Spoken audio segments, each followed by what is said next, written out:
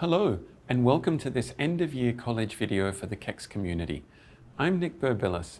I've been lucky enough to meet many of you in person over the last few years, but this is an opportunity for me to reintroduce myself as the Interim CECS Dean, especially considering that there are new members of our community, some of which are yet to come onto campus.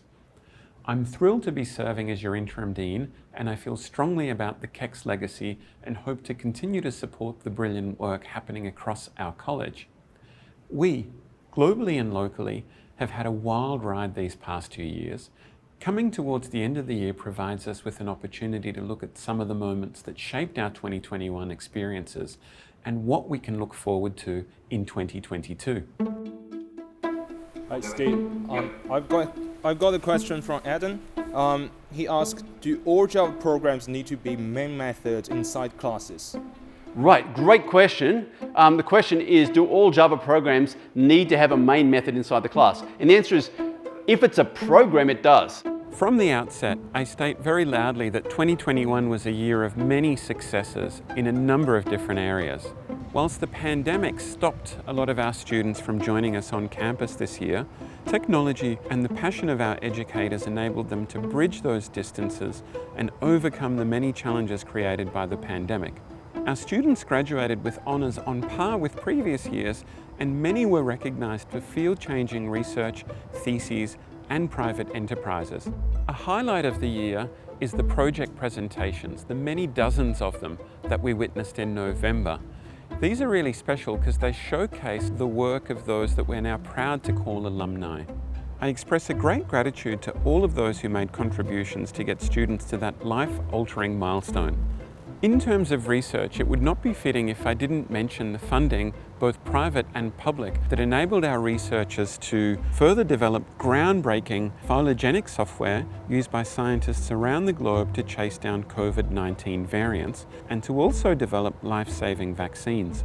Our world-class researchers also made distinguished contributions in the race to find clean energy solutions, to curb the destructive impacts of climate change, to set new world records for supercomputing and the efficiency of solar cells, whilst CECS paved the way for safe, clean hydrogen energy, 6G telecommunications, and introduced technology that will allow robots to serve as co-pilots on helicopter rescue missions.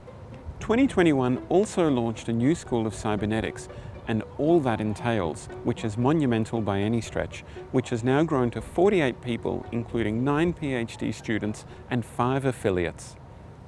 Although the year commenced in lockdown, in March we were fortunate to celebrate 30 years of teaching engineering here at the ANU, with an event focused on what engineering will look like in a further 30 years from now.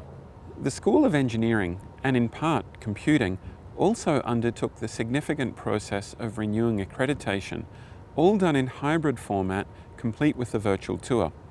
2021 also saw the establishment of the Computing Advisory Board, composed of 11 ANU alumni and friends who are highly regarded in their fields. Public and engagement events came back gradually throughout semester 1, where some of us returned to our offices, labs, and even lecture theatres.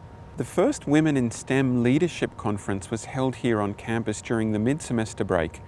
Tech Launcher students also paid a visit to the Canberra Innovation Network to pitch new innovations to 95 in-person attendees, whilst also interacting with 136 remote participants from 10 countries. We also gathered to recognise recipients of Teaching Awards and Dean's Awards, whilst the Capstone Engineering Initiative held its Semester 1 event in person too. And although our July graduation ceremonies were almost entirely moved online, we celebrated as best we could. Go! I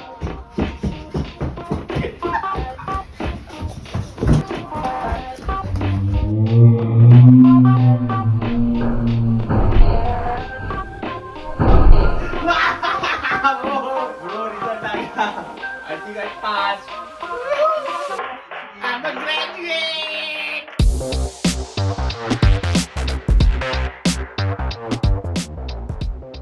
While Semester 2 started off in person, it was a rather sudden return to remote teaching best practices that were incorporated into an enhanced hybrid approach.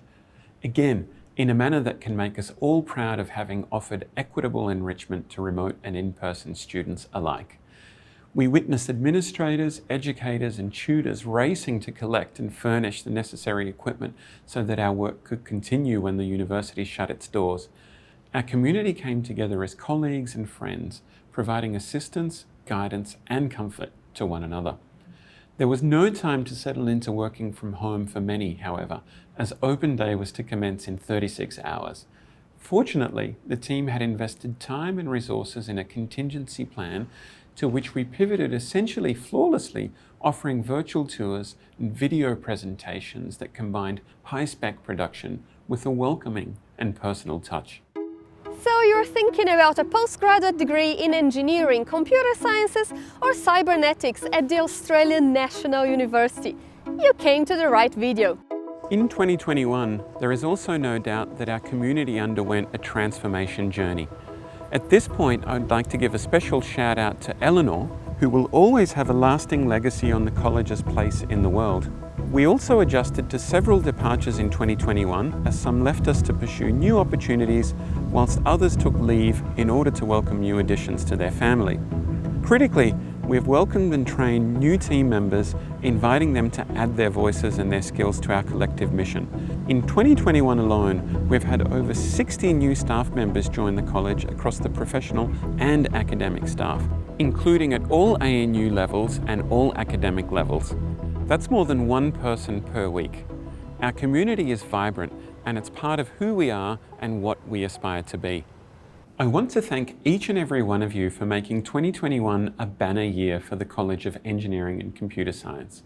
I'm honoured and humbled to be the person who will lead you into 2022, and I'm certain that we will all continue to build upon recent achievements and continue to make a lasting and impactful contribution to the university, the nation, and the global community. In 2022, my hope is that you'll be seeing a lot more of me, but also seeing more of your amazing community in both the physical and the digital world. We'll be sharing with you groundbreaking partnerships, innovative opportunities, and brilliant news stories from our CECS community and friends around the globe. We will also use the chance to come together in what is the newest flagship space on campus, the Arthur Birch Building, and we will have the chance to celebrate the 50th anniversary of computing at the ANU in style. So 2 final messages include a grateful shout out to the CECS IT team that kept things running as essential workers, and to all our technical services team. And most importantly, and above all, I wish each and every one of you a restful, peaceful, and genuine break. Recharging is absolutely essential, and your health and well-being is the most important mission right now. So, Merry Christmas, Happy Holidays, Happy Kwanzaa, and see you all next year.